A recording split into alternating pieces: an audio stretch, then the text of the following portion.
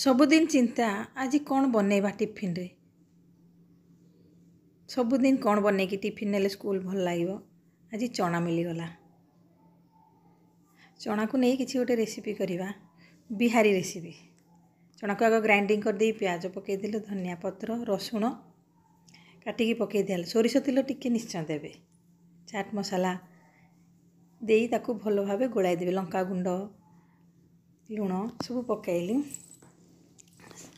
सेजवान सस टिके देले स्पाइसी आसिया पाए तापर ताकू भल भाव गोलाई नियाला।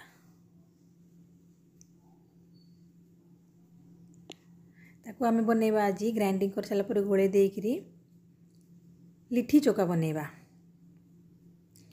प्रथम अटा को आमे गुंदी देइथिले ता भितरे देखंतु धीरे धीरे करी पुरे दियाला।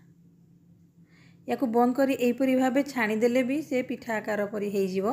आपण डीप फ्राई करी खाई पारंती किंतु हेल्दी पाई अल्प तेल पाई बोली ताकू रुटी परी बेली आमे तावारे सेकी नबा। अल्प अल्प तेल देई ताको सेकी नबा। एका टेस्ट आसीबो किंतु ऑयली कम आउ हेले टिफिन पाई बहुत भलो। पिला भी भलो भाबरे खाई देबे चटपटा भी रहिबो आउ खाया पाई समस्त भल लागे।